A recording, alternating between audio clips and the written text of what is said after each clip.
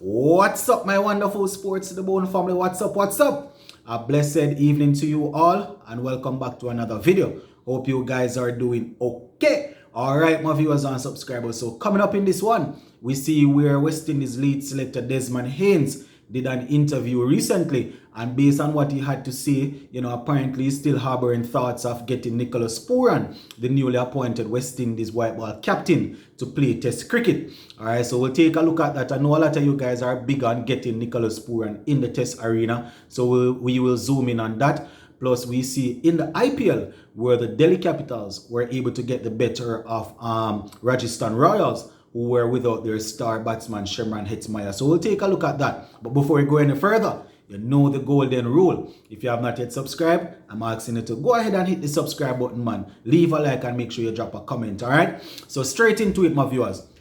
Now, majority of us in the Caribbean here, we want to see the most talented players that we have, in the Caribbean playing Test cricket.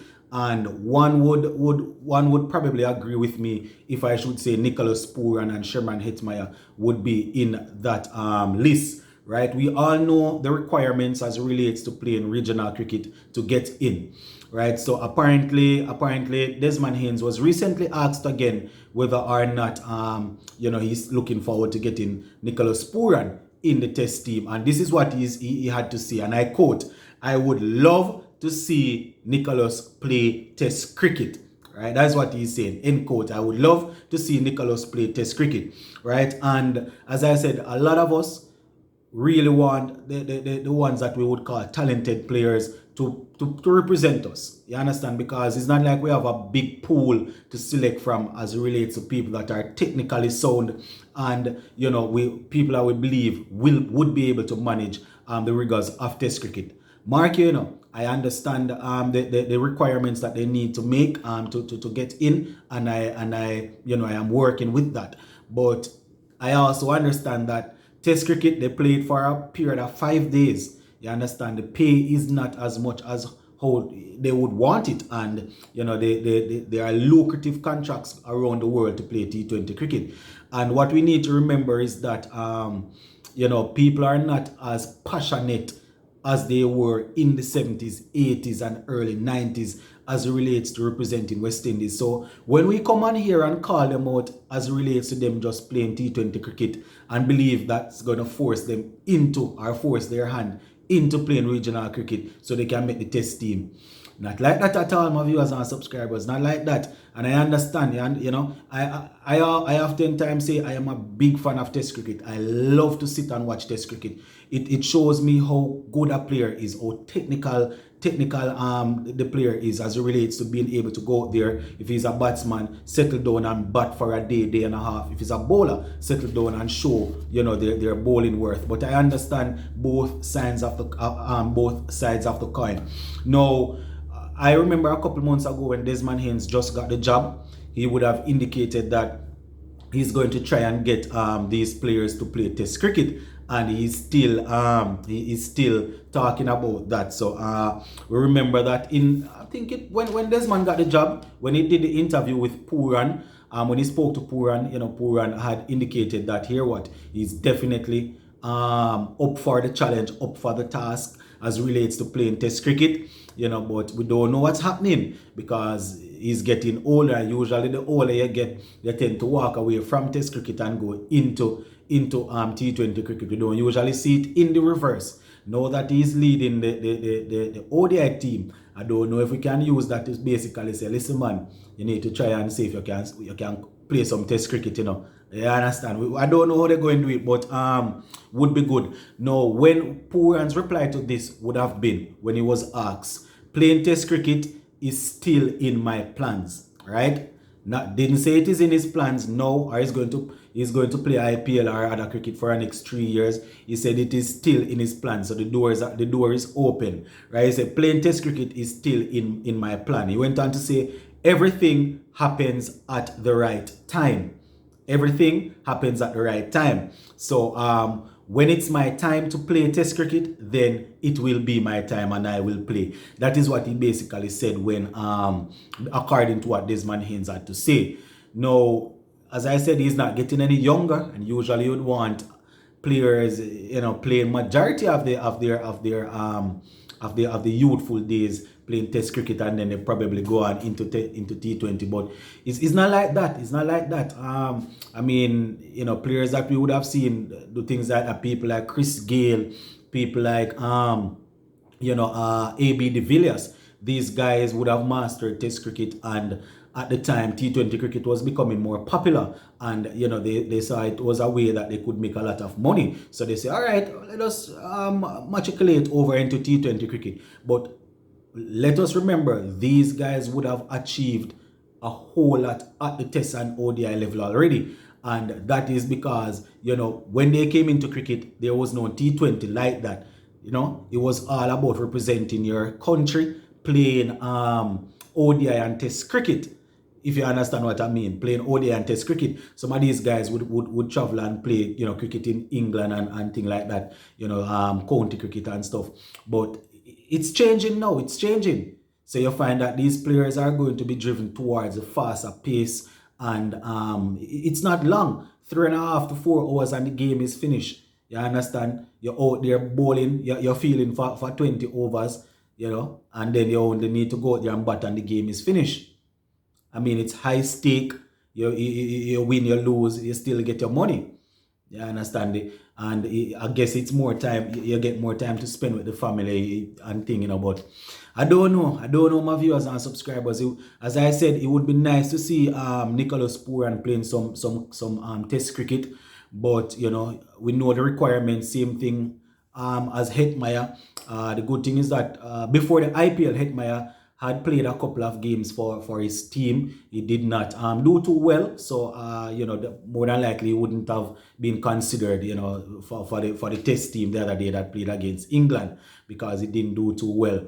But as I said, it's we have to understand, we want these guys to play because we're all passionate and want to see West Indies do well. But I would be a hypocrite if I behave as if I don't understand the reason why these guys are playing the T20 cricket and turning the backs on the Test. It's not only because the T20 cricket is fast and they're getting the money. You have to understand that some of these guys, they are not happy with how the board is treating them. They are not happy with how they see some players would have got treated by the board and things like that. So, we want them to play because franchise cricket is not ours. As it relates to it, it's not owned by the Caribbean and our cricket. We want our West Indies to be we want to see our the better players that we have on display. But Pooran would definitely need to play some first class cricket, and it's going to be difficult to leave the IPL, play your white ball cricket for West Indies, especially now that you are the captain. Play white ball cricket for West Indies and then step down to play a couple regional 4-day. It's going to be very difficult. I understand that is what is required, and I know that they need to be able to bat for long, because some of these guys that we see looking nice and cute and look like they can bat, they're not going to have the mental strength, or they're not going to have the discipline to go out there and bat for a day and a half, to benefit the team, even though we know they are capable. So I guess they say muscle memory is good. So you want to see a man going into the 4-day regional competition and playing. But as I said, it's going to be very, very difficult, especially seeing that Mr. Pooran is a mainstay in the ODI team these days. The only way I can see it is if he dominates ODI, score a lot of centuries, and they say, all right, give us one game at the regional level, or we're going to just fast track it in because you are dominating at the ODI level. I don't know, my viewers and subscribers, but as I always say, I want to see the most talented, the talented players that we have in the team. But I do understand the players going away to play franchise cricket. I understand it. As much as I am passionate about West Indies cricket, and that is what I want them to play, I understand. I would be a hypocrite, as I said. And as it relates to regional tournament, first class, I think Pooran has played maybe about 5 games. And, he actually got 319 runs with 2 half centuries at an average of 31.90. So only 5 games there for Nicholas Pooran. And, we definitely would want him to step up. But let us see how he will manage as captain. Let us see how he will lead the team as it relates to being one of the main stays at the top order as mainstay at the top order as it relates to the batting. So yeah, it's definitely food for thought, my viewers and subscribers. It's a conversation that is always going to be there until these guys are way up in their 30s and we say, that ship is already sailed, let us see. All right, so quickly before I finish up now, Rajasthan Royals, they actually lost, right? And you can say hit-my-less Rajasthan Royals lost to Delhi Capitals today. And, it was courtesy of some outstanding batting from Mitch Marsh and David Warner. Those two guys combined to basically put together well over 100 and odd runs, you understand? And that was more than enough to lead the way to make sure that Delhi Capital ended up victorious. Rajasthan Royals, they batted first and they were only able to get 160 for 6. Yeah, man, 160 for 6. The big show, the man, Just Butler, he was unable to get it started today. You understand? So I think it was Ashwin that was promoted up the order to do some pinch hitting to see if he could probably get the pace going. It did work out in the sense that he was able to get an half century. You understand? He had 50 from 38, I think it was 50 from 38. And it's just that the two openers didn't do much. As I said, Butler didn't do anything. Giswell, didn't do anything either. They had 19 and 7 respectively. So that 160 wasn't too challenging for Delhi Capitals because they only lost 2 wickets in getting the runs. You understand? Marsh had taken a couple of wickets, and he had that wonderful half century, as I said, to basically make sure that his team got over the line. So 160, as I said, Marsh, he had 89, he had 89 there, and David Warner had 50 something. Yeah, man, David Warner had 50 something to basically help to make sure. 52, I think it is, that David Warner got to help to beat the Delhi Capital, to beat the Rajasthan Royals. So 160 they had, and the Delhi Capitals, they only lost 2 wickets, getting 161 off 18.1 overs. So Delhi Capitals securing that one by 8 wickets there. You understand? As I said, only Ashwin really did much for the Rajasthan Royals. Ashwin, he had 50. And that was definitely not enough as the Delhi Capitals were able to steamroll them. But yeah, hopefully Mr. Sherman Hetmeyer will be back soon and will continue to do the good work that he would have, that we see him doing from the start of the 2022 season. So yeah, that's basically it for this one, my viewers and subscribers. As usual, just let me know what you think in the comment section below. Zin, big up on yourself. I'm out.